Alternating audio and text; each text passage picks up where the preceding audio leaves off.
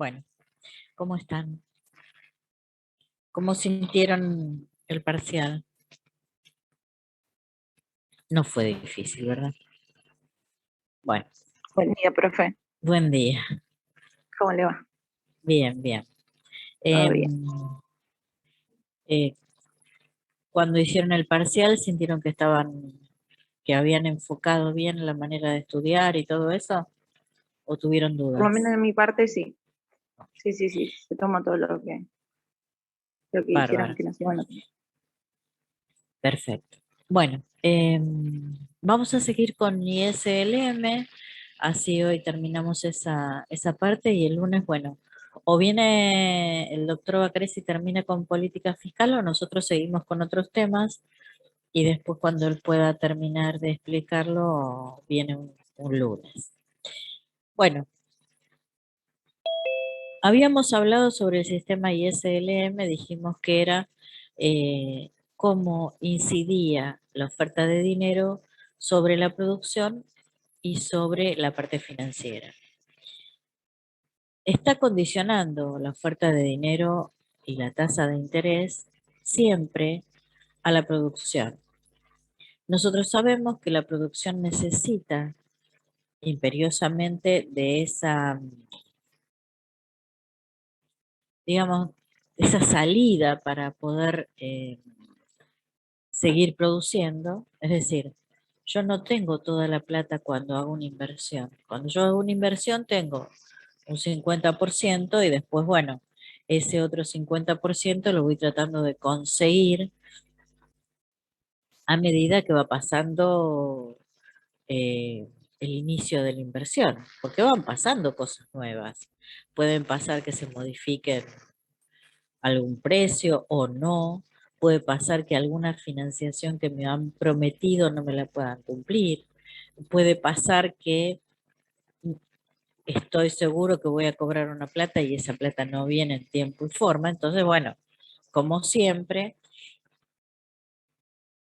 el inversor va a necesitar una fluidez de dinero que se lo van a dar, digamos, los sistemas de inversiones y de financiamiento que tengan los bancos en los que él confía.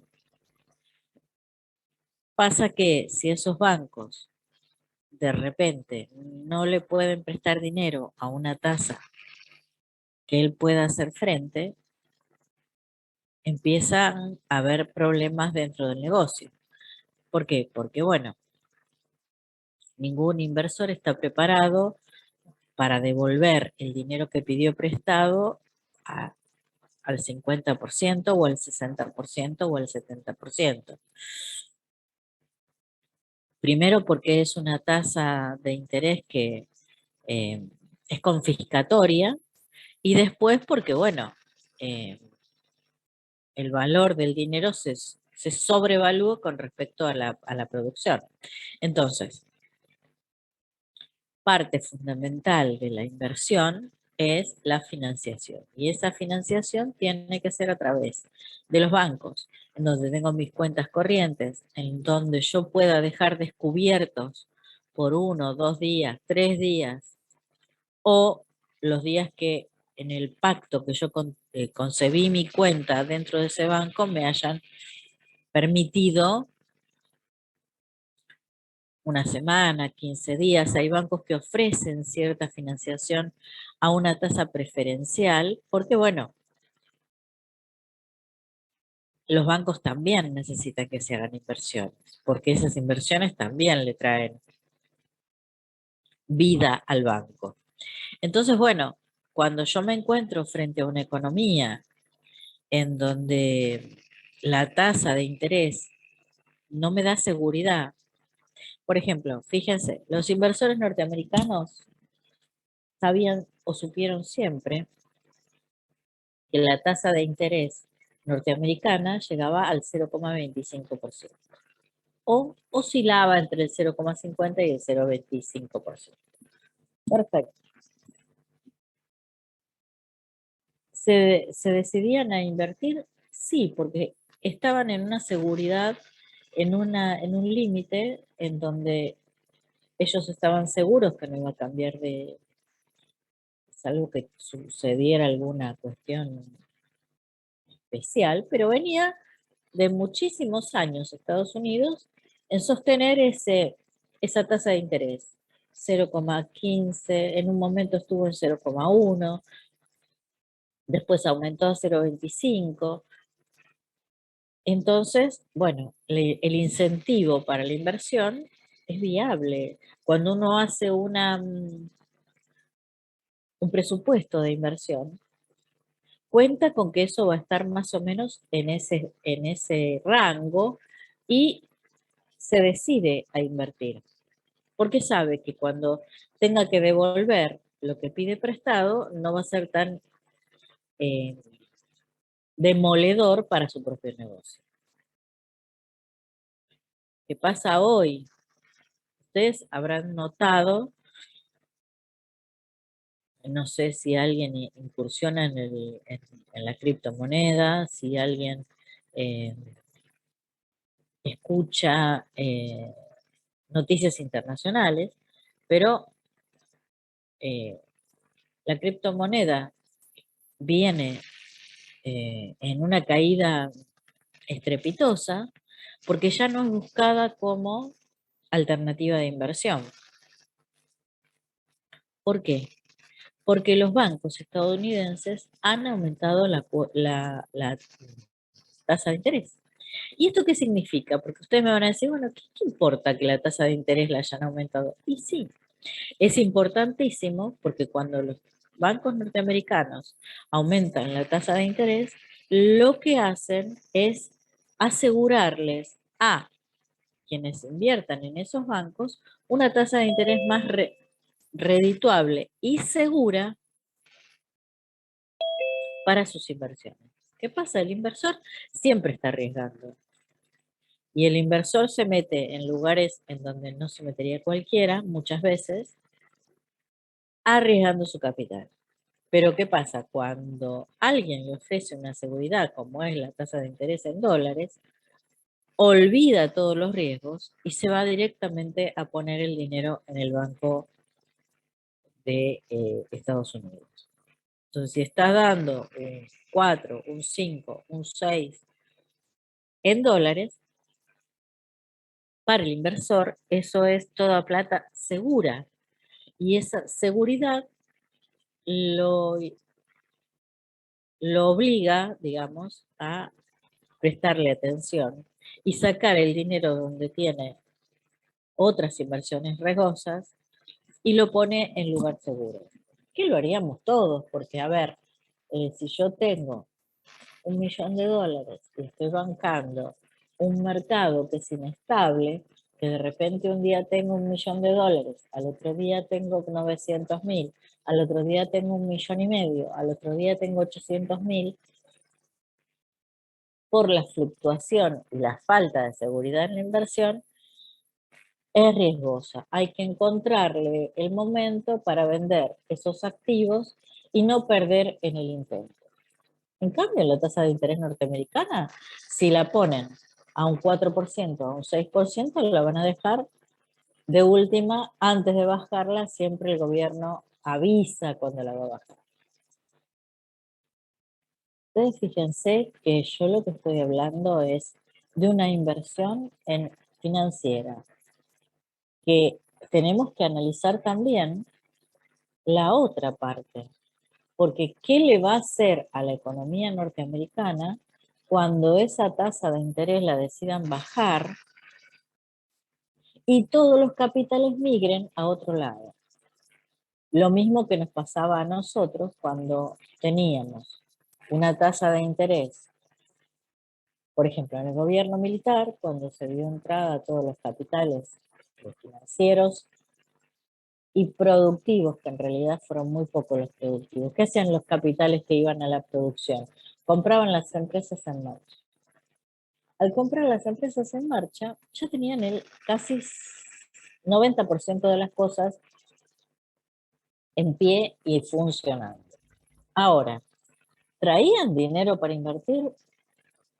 Sí, algo, pero no lo que era necesario para generar un aumento de la producción, para generar un mercado más próspero, para generar puestos de trabajo, lo que hacían era venir, comprar las empresas que estaban en marcha, muchas veces hacer una, digamos, una liquidación de activos. Por ejemplo, Telefónica lo que hizo cuando vino es compró lo que era Entel. Entel tenía muchas posesiones, muchas propiedades, muchos empleados. Era una empresa del Estado. Cuando vino toda esta cuestión de Menem, que quiso privatizar las empresas del Estado, porque decían que eran, y es cierto, sí, eran deficitarias, pero como siempre, eran deficitarias por el mal manejo que tenía la administración pública de las empresas del Estado. Cuando la administración pública comienza a dejar de lado el personal capacitado y empieza a colocar personal que vienen de otras empresas que fueron despedidos, sindicalistas que no trabajaban ni impulsaban a los empleados a hacer huelga, etcétera, etcétera, empieza a perder fluidez su funcionamiento. Entonces empieza a dejar de funcionar y ante el público uno tenía para conseguir un teléfono fijo, que era lo único que había, pasaban años y años y hay muchos barrios en donde nunca hubo, o llegó casi en el final en los últimos años de Entel. Entonces, al funcionar tan mal, claro, la opinión pública, lo primero que decidió, o lo primero que, no es que la opinión pública lo decidió, pero pedían, ¿qué pedían? Que funcione mejor, porque era una necesidad, una línea telefónica. Al ser una necesidad, como es un servicio, lo que pedían era que se solucionaran los temas. Nadie, o sea, la privatización como se había planteado era poco viable o poco conveniente para la Argentina. ¿Por qué? Bueno, porque el precio se pagaba con bonos de la deuda que estaban totalmente devaluados, que subían de precio para hacer estas transacciones y después quedaban a la buena de Dios, como de costumbre. No se olviden de esto, piensen y recuerden lo que les digo ahora. Cada vez que se va a gestionar un pago de deuda, los estados o nuestro estado lo primero que hace es avisar, vamos a pagar unos meses. Cuando hace esto, lo primero que pasa es que se reorganizan los que tienen los bonos de deuda argentina. Al reorganizarse, son requeridos, se van cambiando de mano y va empezando a subir el precio de los bonos.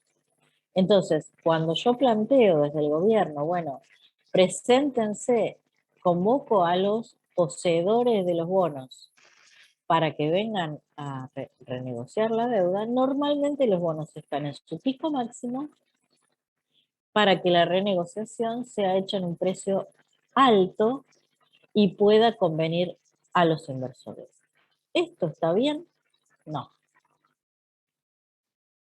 Solo un presidente en la Argentina hizo el pago total de la deuda sin decir absolutamente nada. Es decir, el general Perón lo que decidió fue conseguir todos los bonos de la deuda que fueran posibles, o sea, pagar toda la deuda de una, pero no avisó absolutamente a nadie. Tuvo un enviado a los mercados internacionales que iba comprando silenciosamente todos los bonos de la deuda que había, dando vueltas. Cuando se quisieron acordar, los bonos ya lo tenía todos esta persona y después se dio a conocer que esta compra la había hecho directamente el gobierno argentino a bajo precio, porque todos liquidaban los bonos porque no les interesaba tenerlos, ya que tenían un bajo precio. Había un loco que iba a comprarle los bonos, se lo daban, se los vendían tranquilamente, no le peleaban ni siquiera el precio, con tal de sacárselos de encima. Bueno, con ese con tal de sacárselos de encima, logró pagar toda la deuda. Es así como se hacen los negocios. O sea, uno tiene que ser más pícaro que los que están del lado de enfrente, porque si no, siempre vamos a perder. Ustedes cuando escuchen que van a negociar la deuda y se avisa, vamos a Estados Unidos a negociar la deuda, ya está todo arreglado, es decir, ya está todo arreglado en el sentido que los bonos van a aumentar de precio en el correr de los días. Entonces, lo que se paga de deuda es mucho más.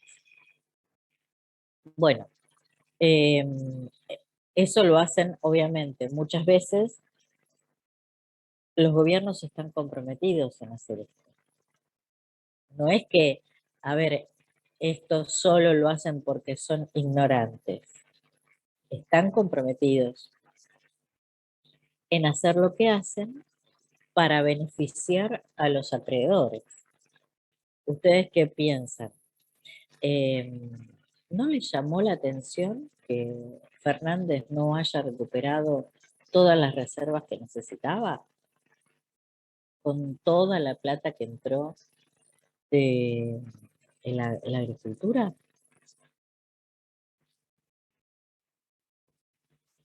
Fernández lo que trató de hacer con toda la plata que entró fue seguir comprando y vendiendo dólares para beneficiar y entregar dólares a quienes habían invertido en su locura de gobierno.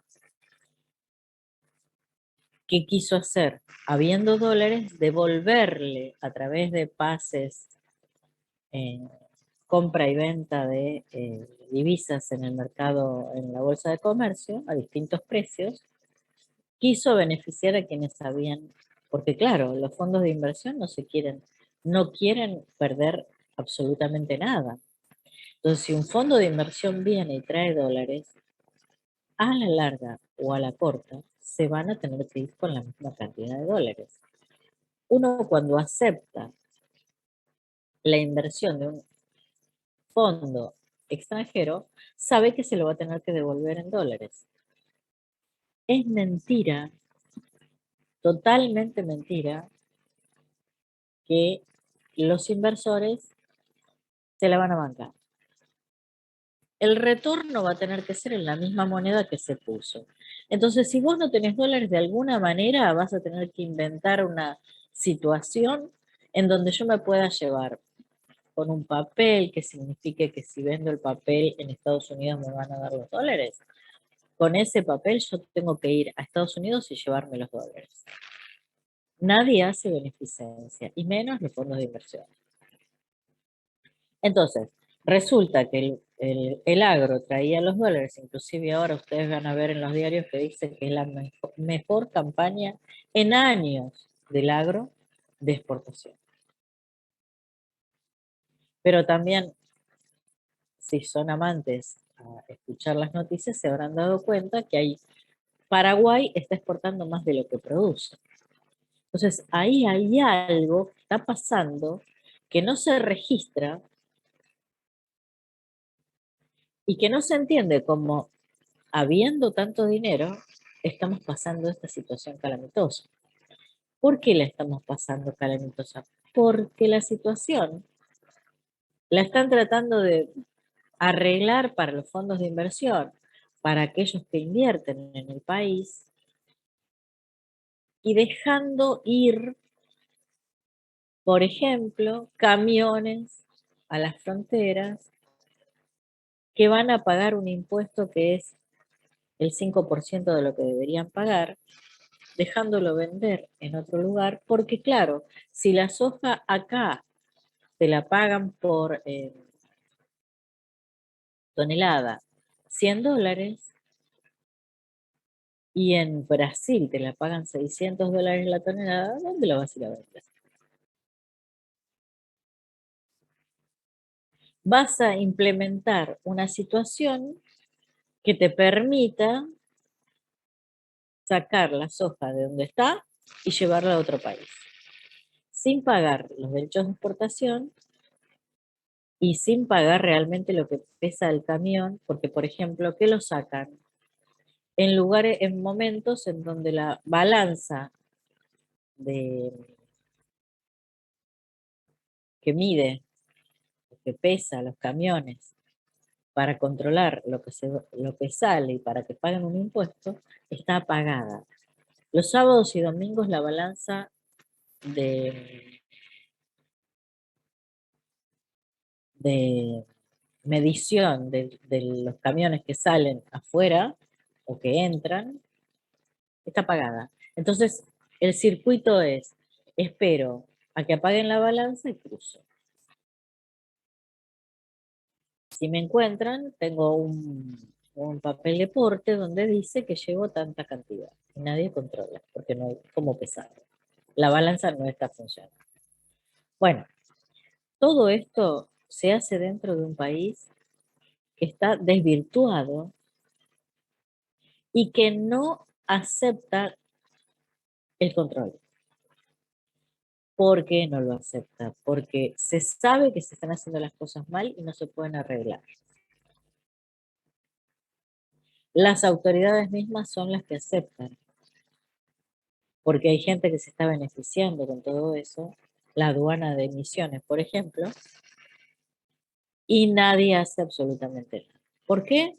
Bueno, porque en este país vivimos haciendo las cosas mal y en contra de la ley.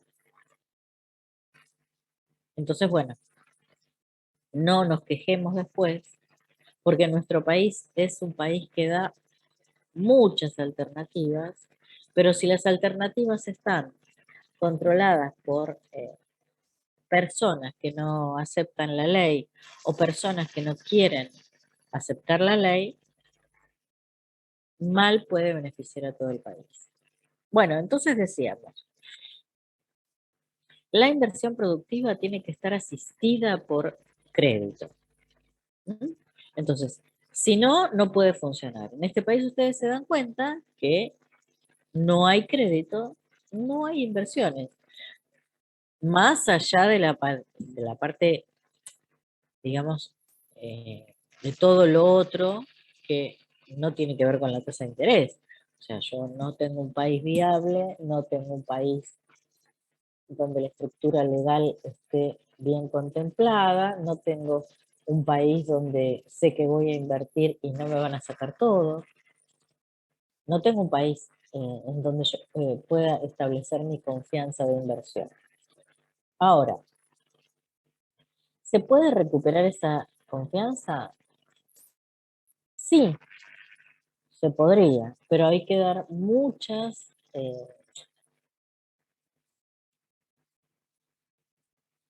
digamos, muchas pautas que me permitan entender que todo va a cambiar.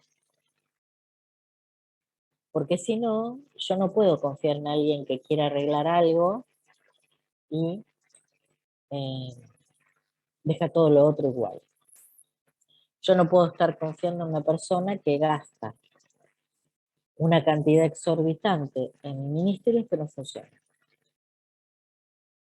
solo para beneficiar a particularmente a cierta gente. Un ministerio que no funciona es tener un, no sé, tener un problema grande dentro de tu casa y no quererlo arreglar. Por ejemplo, no te funciona el termotanque y lo seguís usando así como está. Entonces, te gasta más gas, no te da el agua caliente que necesitas, pero vos, capricho, no querés cambiarlo. Lo que pasa es que con el termotanque es una cuestión, en algún momento se termina, pero con las personas, esto se vive renovando porque la gente no cambia. Y si vos le das un beneficio a alguien fuera de la ley, vas a tener que seguir dándole un beneficio fuera de la ley. Bueno, entonces, Estamos todos de acuerdo que se necesita financiación para realizar una inversión productiva. ¿En qué punto podríamos decir que también la tasa de interés beneficia o perjudica a las inversiones, como yo les dije, financieras? Yo ya no quiero invertir en producción porque no me interesa. Pero, ¿qué hago? Yo tengo 2 millones de dólares. No los voy a dejar bajo el colchón. Tengo que ver de multiplicarlos. Para poder multiplicarlos, ¿qué tengo que hacer? Primero que nada, diversificar las inversiones. Nunca se queden con todos los huevos en la misma canasta. ¿Qué quiero decir con esto? Hay distintos tipos de inversión financiera y yo debería poner una parte en lo, digamos, sectorizar en qué parte me parece que va a funcionar mejor el dinero. Por ejemplo, derivados, por ejemplo, cuentas bancarias, por ejemplo, fideicomisos, por ejemplo, criptomonedas, por ejemplo, bueno, hay muchas cosas en las que yo puedo invertir. ¿Por qué digo diversificar y no poner todos los huevos en la misma canasta? Porque la misma inversión que tengo necesidad de hacer yo con 2 millones de dólares lo tiene aquella persona que tiene 100.000 millones de dólares. Y entonces invierte en acciones, en commodities, en criptomonedas, en dólares, en plazos fijos, en distintas cosas y en distintos países del mundo, para que el rendimiento de ese dinero sea eh, viable. ¿Sí? No en todos lados es la misma economía.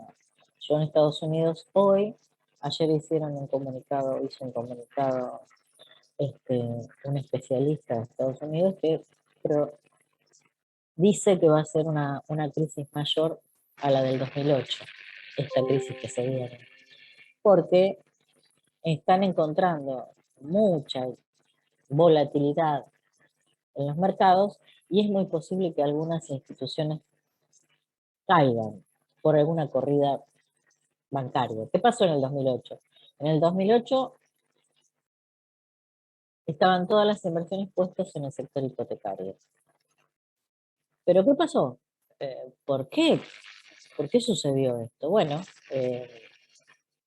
empezaron con las inversiones hipotecarias a hacer créditos hipotecarios para personas comunes, clientes comunes. Estos clientes comunes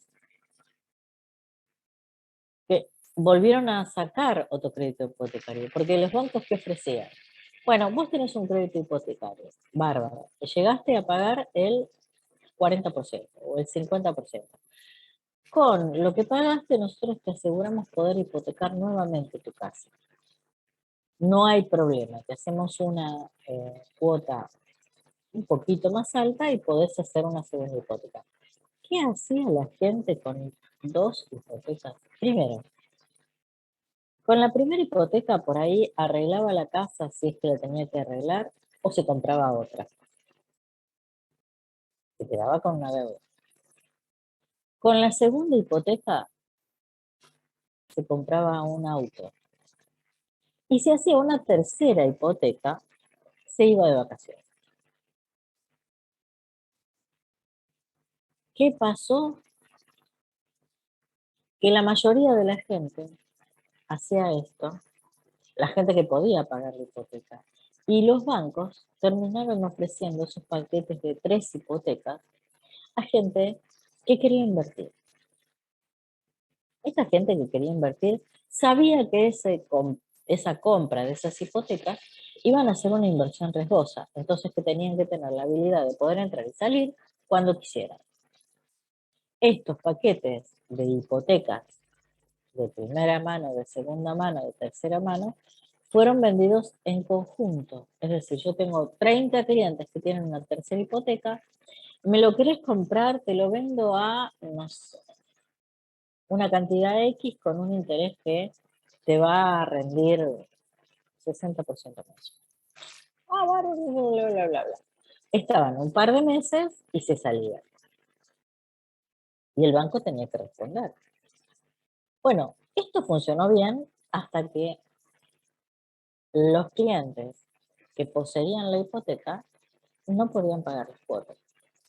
Cuando empieza a dejar de pagar las cuotas los propios clientes, empiezan a caerse las inversiones, porque los inversores circunstanciales que venían para sacar dinero, para sacar la mayor cantidad de dinero, se fueron del mercado.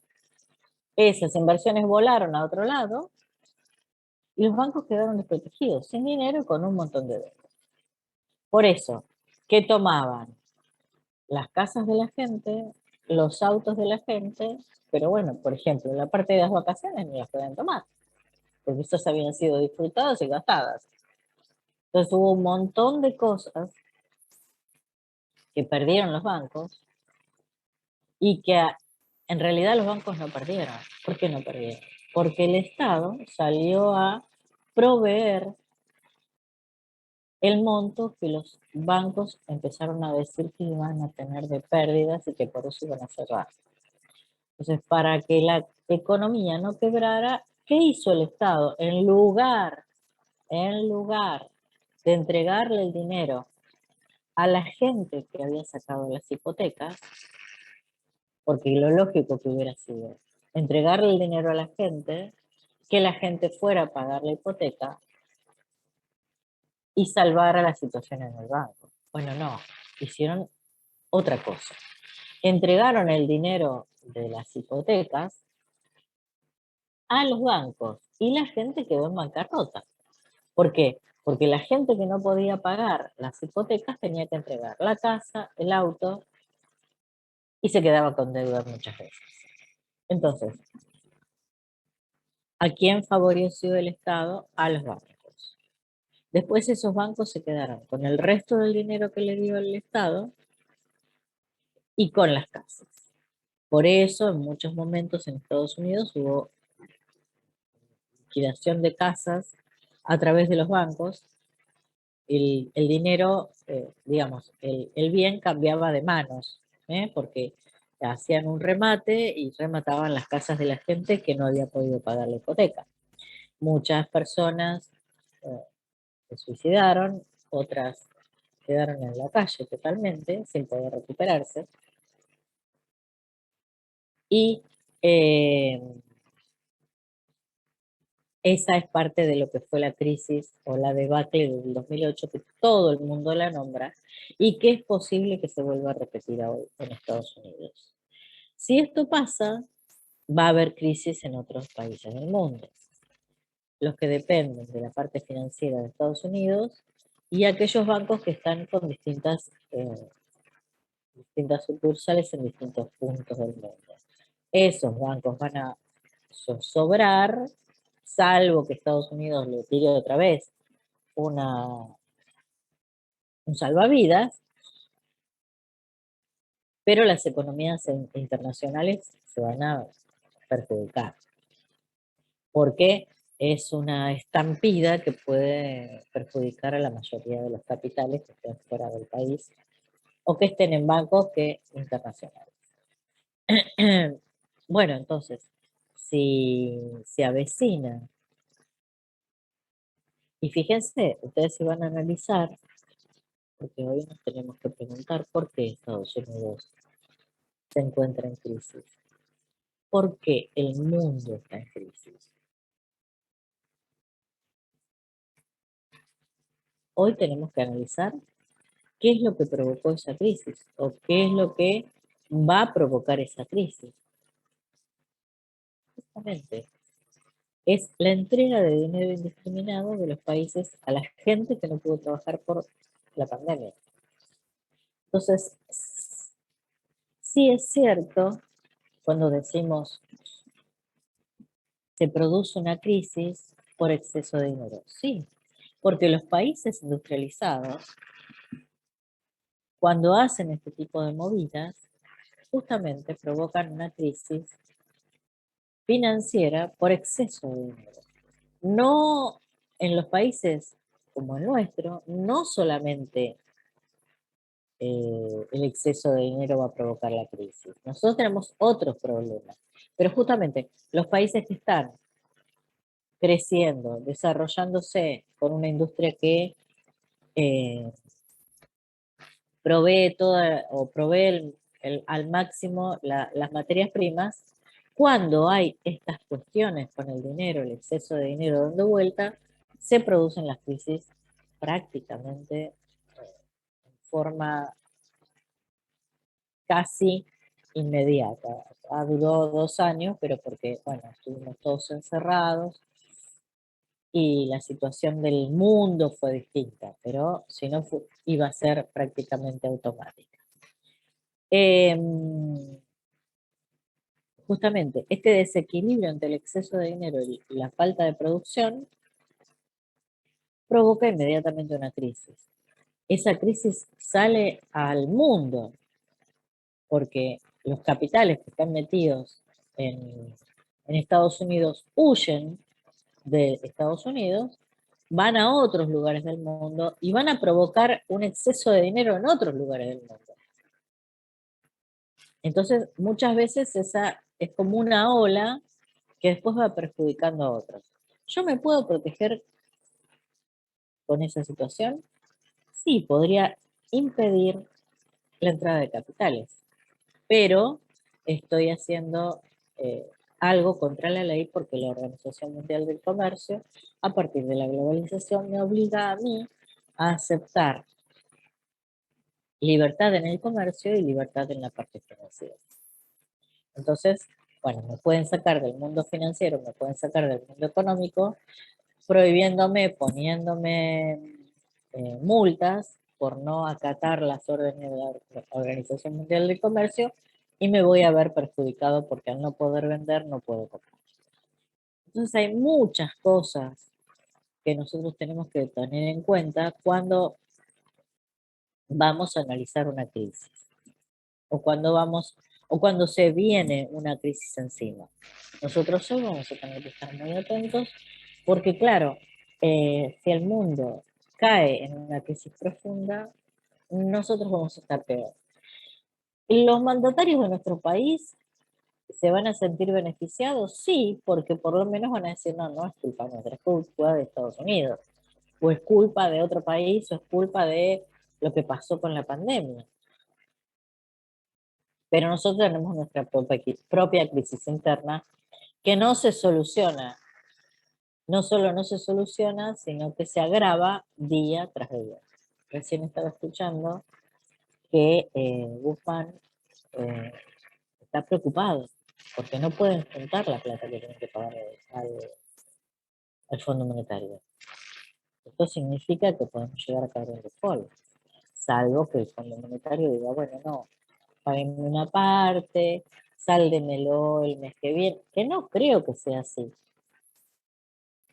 Pero también el Fondo Monetario tiene cola de paja porque no debería haber entregado la cantidad de millones de dólares que le entregó a Macri, entonces hizo algo ilegal en su propia Carta Magna y bueno, va a tener algún tipo de contemplación, pero no podemos saber eso, hasta que no suceda lo que tenga que suceder.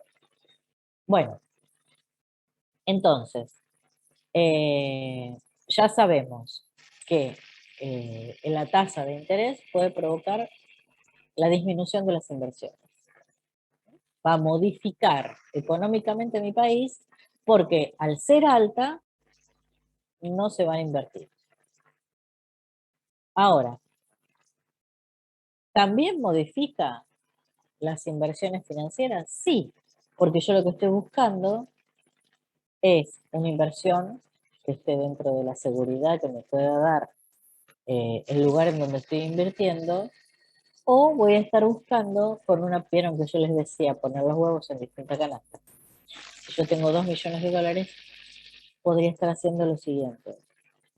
1,5 millones repartiéndolo en inversiones seguras, y 500.000 jugármelo a algún lugar donde sé que por ahí lo puedo llegar a perder. O lo duplico o lo triplico.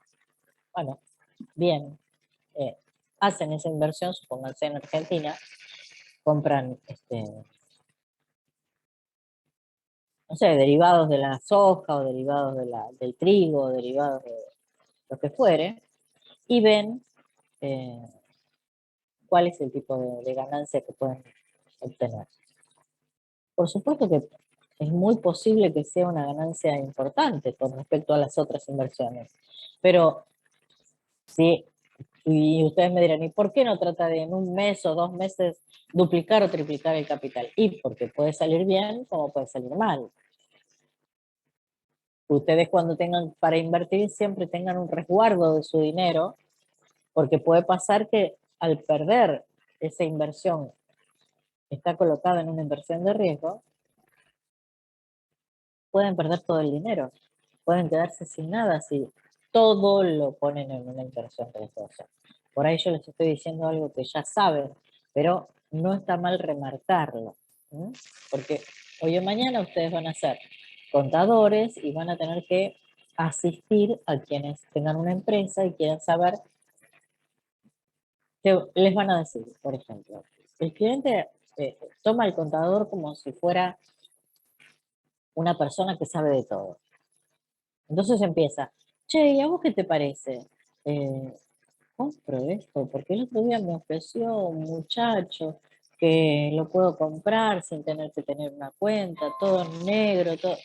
Entonces, tienen que saber si conviene, si lo puede hacer, si no le va a quedar un problema, no le va a crear un problema grave frente a la ley, si no va a perder todo el dinero que invierta.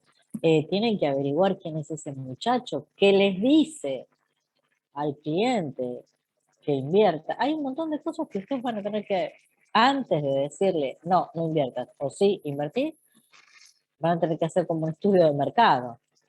Si les interesa, guiar al cliente como tiene que ser.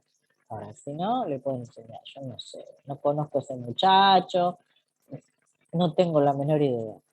Pero este tipo la inversión la va a hacer igual, porque el muchacho que le está trabajando la oreja le dice que sí, que va a ganar, que qué sé yo, que qué sé cuánto, y por ahí después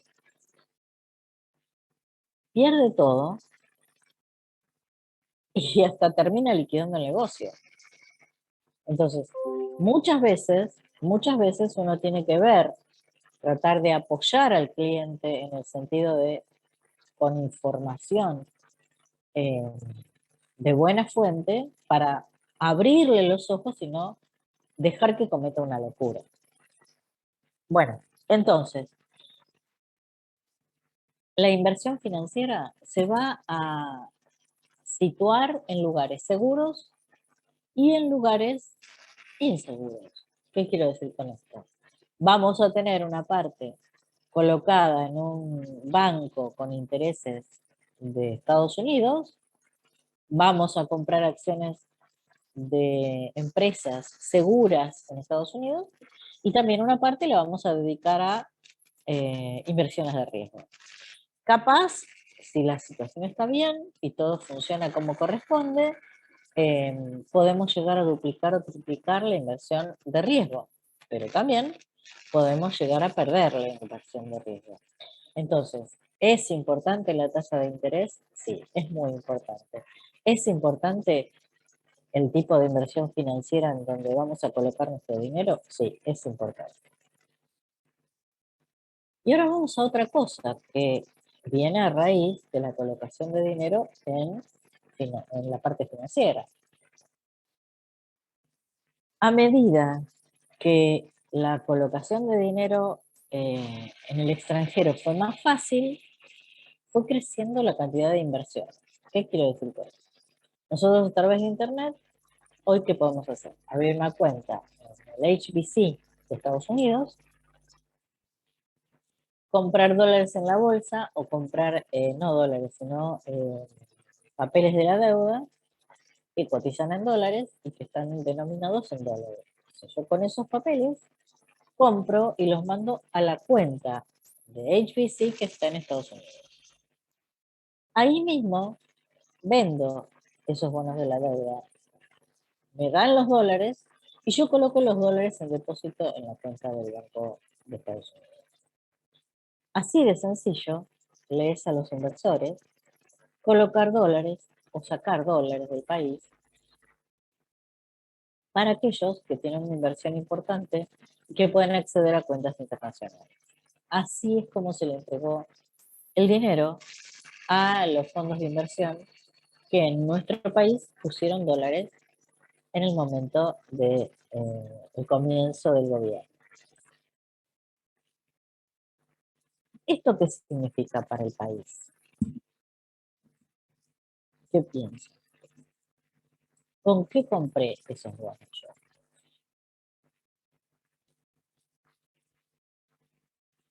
¿Qué fui? ¿A la bolsa de comercio y llevé los dólares?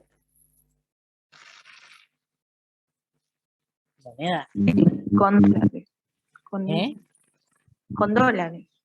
Porque vos vas a invertir en otra ¿Vos moneda. crees? No. Se llevan los pesos. Ah, claro, porque tienen que pagar. Vos Lo los cambian. pesos, porque, claro, porque vos fíjate, vos no podés hacer ninguna transacción en dólares.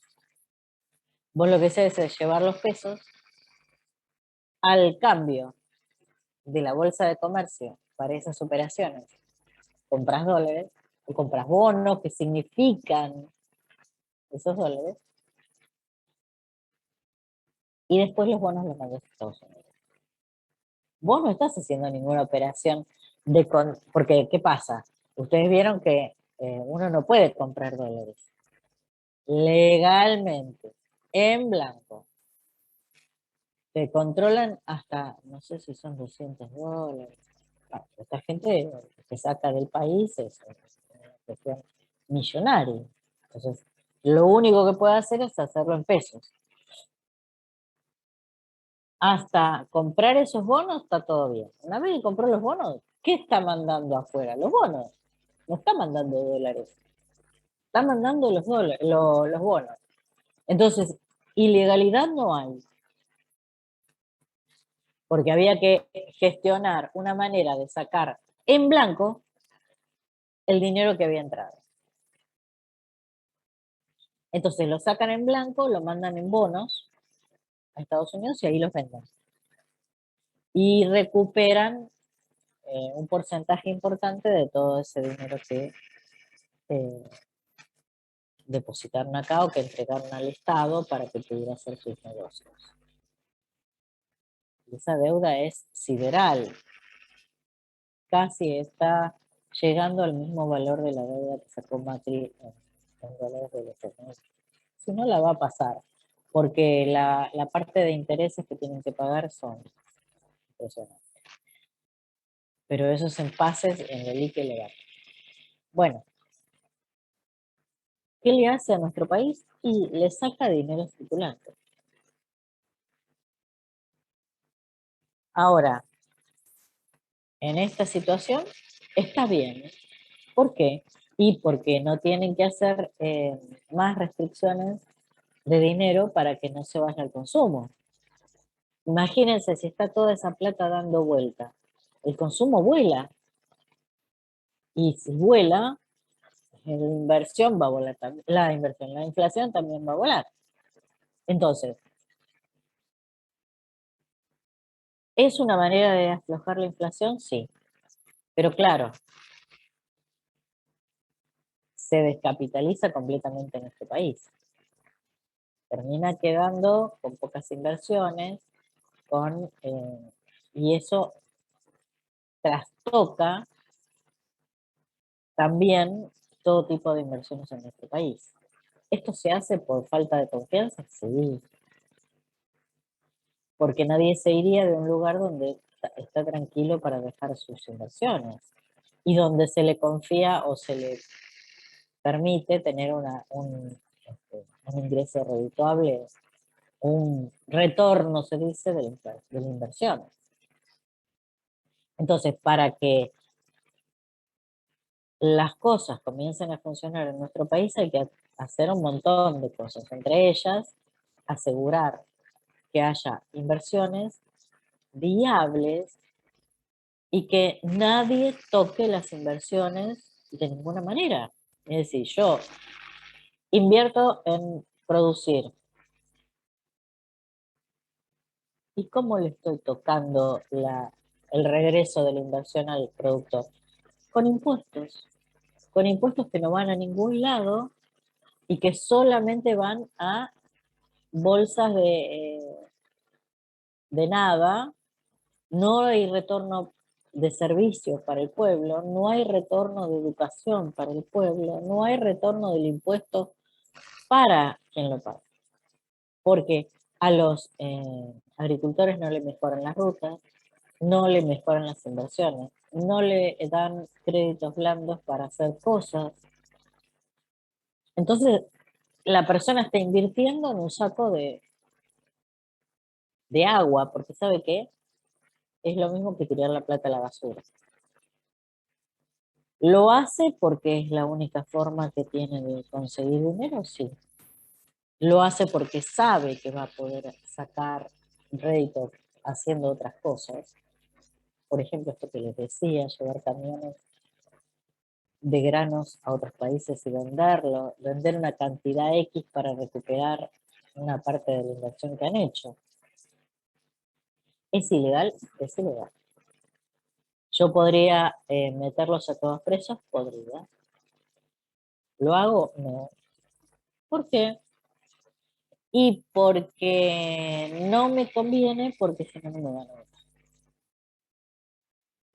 Y entonces perjudico a toda la sociedad dejando que se vaya cierta cantidad de producto hacia afuera y después estoy apretando a todos los productores diciendo, ah, les voy a aumentar las retenciones, les voy a aumentar las retenciones, les voy a aumentar las retenciones. Y está poniendo en vilo a toda la sociedad al divino botón, porque hay cosas que se van, que drenan por el costado que nadie le da bolilla. Eso es importante tenerlo en cuenta, es importante escuchar, conocer y saber, porque el día menos pensado alguien les va a decir, bueno, vos que sos una persona que tenés un título, que sabés de contabilidad, que sabés de impuestos, que sabés muchas cosas, te voy a dar un puesto, no sé, en el Ministerio de Agricultura. Y ustedes podrán decir, no, pero yo de agricultura no sé nada. Bueno, pero te pongo un asesor. Y si el asesor los quiere jorobar o no es competente, ustedes tienen que saberlo. ¿Cómo lo van a saber? Si conocen los manejos, si conocen el mercado, si conocen qué es lo que hacen los inversores y los productores, porque si no, eh, pasa que nadie toma decisiones correctamente por desconocimiento. Ese desconocimiento nos obliga o nos lleva a tomar decisiones equívocas y a hundir, prácticamente hundir el país. Así estamos, porque muchos tienen asesores que no sirven para nada y hablan de cosas que no conocen y toman decisiones frente a problemas que no saben cómo resolver. Entonces, lo que hay que hacer es capacitar a quienes son los futuros posibles eh, integrantes de los gobiernos próximos. Y ustedes son jóvenes y es muy posible que alguno logre tener un cargo público y tenga la idea de dirigir el país como corresponde. Entonces, para todo eso tienen que conocer. Tienen que conocer y tienen que eh, investigar, porque hay cosas que están ocultas, que nadie las dice por conveniencia y tienen que salir a la luz. ¿Sí? Entonces, muchas veces uno depende también del grupo de gente con el que se rodea, si tienen la inteligencia y la capacidad de querer trabajar para la situación, ¿no? Porque hay gente que no le importa, que va por el sueldo, que no le sacás una idea en 30 años, entonces, bueno, eso es inútil. Pero mientras tanto, si ustedes tienen un cargo, tienen que hacerle honor a ese cargo, porque a la larga o a la corta la historia se los cobra. Yo sé que hoy en día no parece eso, yo sé que hoy en día no se siente eso, pero a la larga o a la corta eso va a suceder. Bueno, entonces, eh, ¿es importante la tasa de interés para las inversiones financieras? Sí. ¿Es importante que el mercado tenga estabilidad? Sí. ¿Es importante que haya inversión financiera? Sí, porque los estados necesitan financiación. ¿De dónde van a sacar el dinero si no quieren imprimirlo? Tienen que endeudarse para lograr hacer los proyectos. Y si ustedes escuchan muchas veces gente del Banco Mundial o gente del FMI, la intencionalidad es que la gente se endeude para poder hacer los proyectos. Los proyectos no se pagan con plata propia, qué sé yo, los caminos, las rutas, los barrios, los nuevos barrios, eso no se pagan con plata propia del Estado. Se pagan con plata justamente que se pide a entidades financieras. Y ustedes me van a decir, pero ¿y por qué yo tengo la obligación de pedir un crédito al Banco Mundial? Si yo la plata la tengo. Bueno, porque todo esto de la intencionalidad de armar ciertas instituciones internacionales también es para eso. Nosotros el lunes, si el doctor Bacareza no viene, vamos, o si viene un rato, vamos a empezar a hablar sobre las organizaciones internacionales, cómo manejan o cómo manejaron la economía mundial y la parte financiera durante, después de la Segunda Guerra Mundial. Eso a nosotros nos cambió, a nosotros y al mundo, nos cambió la vida. ¿Eh? Porque mientras los países pagaban su deuda con mercaderías, ¿qué quiero decir con esto? Mientras antes de la Segunda Guerra Mundial los países hacían acuerdos bilaterales o trilaterales y el intercambio de mercaderías marcaba el valor de esas mercaderías. Por ejemplo, yo había acordado vender 3 barcos de trigo a Alemania.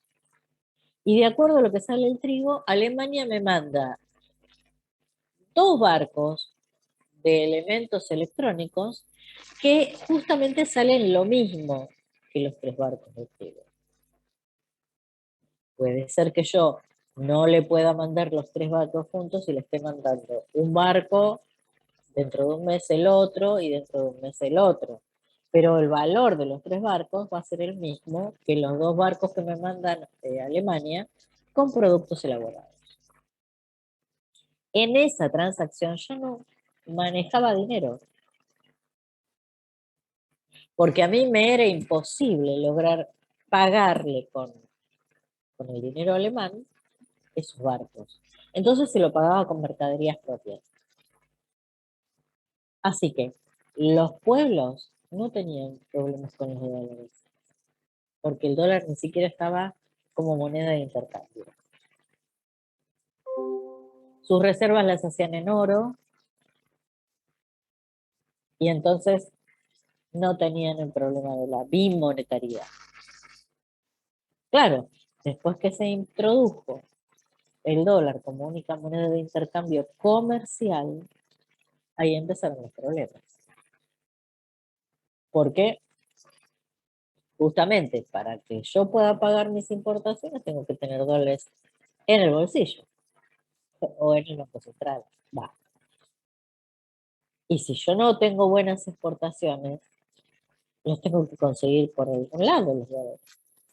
Entonces, obligatoriamente me otorgaban un crédito. Está todo fríamente calculado. Fíjense que es toda una rueda. No se olviden que todo está hecho para beneficiar justamente a Estados Unidos, que era la primera economía mundial en el momento de la finalización de la guerra. Pero no les quiero dar más pistas porque es interesante lograr tener una clase presencial para que ustedes también puedan preguntar y para que ustedes incentivar a que se den cuenta bien profundamente a qué se enfocaba o se enfocó en ese momento la dominación del mundo, ¿sí?